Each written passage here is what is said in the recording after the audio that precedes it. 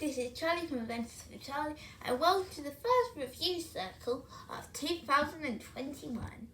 Now expect a review circle episode every Monday now, because it's part of my new timetable that I'm going to be doing for YouTube videos now. I'll let you know more about this timetable in another video. But let's get on to the review of the Lego Ninjago movie. Lord is the Green Ninja and part of the Ninjago Ninja crew. But he's the guy everyone except from his teammates, which are also his friends, and despise. It's because his dad is Garmadon on the evil ruler who always tries to conquer Ninjago. One day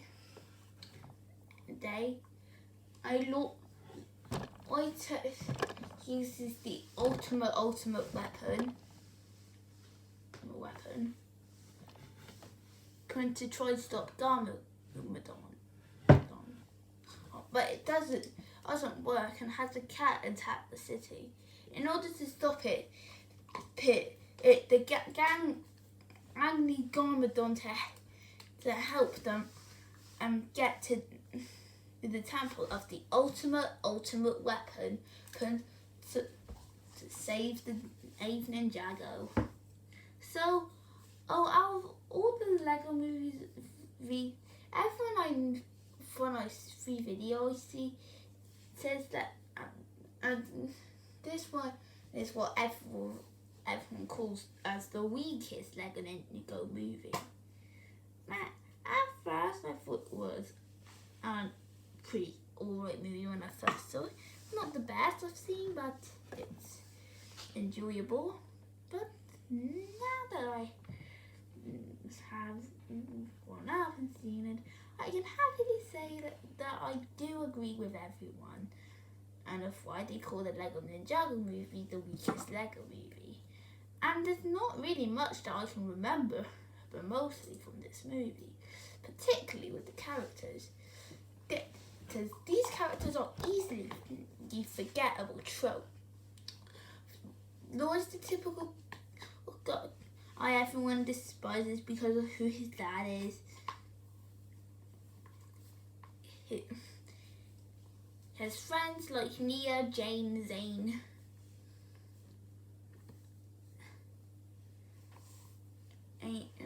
Zane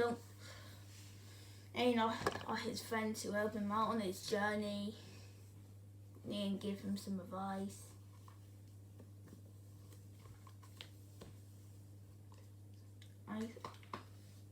His Master Wu is actually the most interesting character in the movie. And I'll get more on him in a minute. And Garmadon is kind of like the typical villain who has to end up help the ninjas with their goal. Master Wu is actually an interesting character because it goes more into the relationship between him and Garmadon and his brothers, which is really interesting. And plus it's more of an interesting character and makes him and give him more of a point for the movie. As for everyone else, the only other one that's worth talking about is Cole, who is Lloyd's mum. And even then she doesn't offer much. The acting is actually all right in my opinion. And the don't do a bad job with their characters. Each one does a great job. And Jackie Chan and is amazing at acting as Master Wu. But dancing as he's used to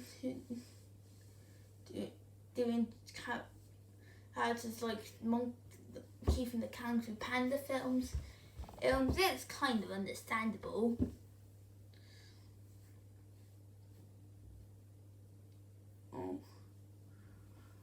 And now let's move on to the story. What was this movie about again? 6 ninjas just in the Lego world trying to stop this baddie who has to end up helping them. That's all I can basically remember. But from the story, they don't really offer much. The story can easily be forgettable, and not in the good way.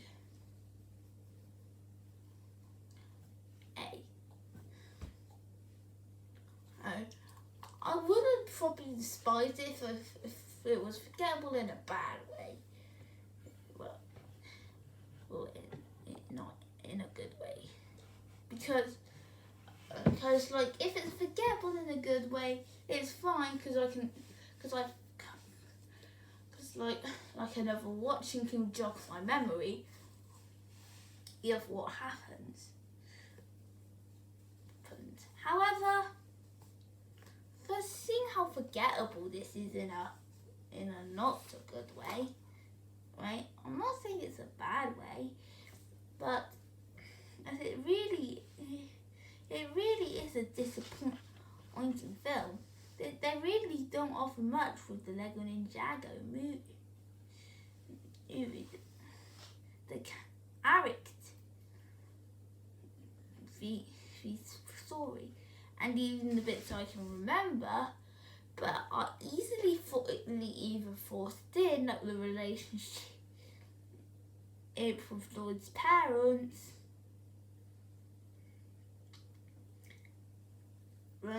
or some of the humour, which at most, some of the jokes can be funny, but other jokes not so much. And others can easily be predictable, like you know what's going to happen and what will happen.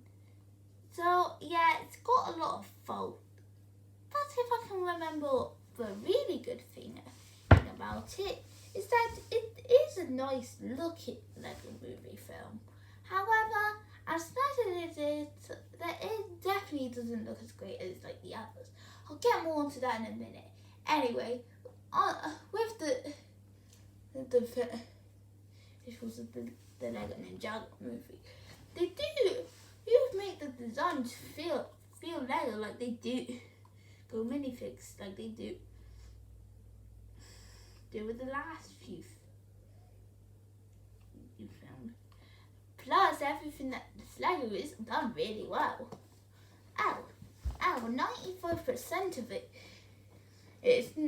feels like a big Lego set that you're playing with, and in a really enjoyable way. However, keep in mind I said 95%, because there's 5% that isn't badly animated, but doesn't make it feel like a typical Lego movie. Like the Lego Batman movie, effects like water to smoke or fire on Lego. The animators just said I think wanted to make it more realistic from what I've seen in the Lego Batman movie, and it was done alright there. So why couldn't they have done that with the Lego Ninjago movie? Again, the animation here ain't bad, But the 95% and should have been more, or like all of it should be Lego. So overall, out of all the Lego movies, because I agree with everyone and that the Lego Ninjago movie is easily the weakest one, as it's not much you can really remember from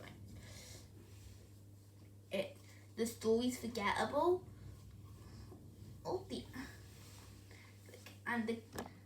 The characters are this, and even a few alright elements like the animation, Master Boo and the voice acting. It aren't as great as the other Lego movies. Of course, my best recommendation is to just stick with the other 3 films. I'd recommend, unless you're a huge Lego movie fan, but you love every single film, then I'll put your expectations at a minimum. You probably may enjoy it, but don't go expecting it to be the best one. As for the rating, I'm gonna give it a 5 out of 10. And I am really disappointed with this movie because I really wanted it to be enjoyable. Only now I can just say that it is forgettable. So what am I going to do the next episode of the review show?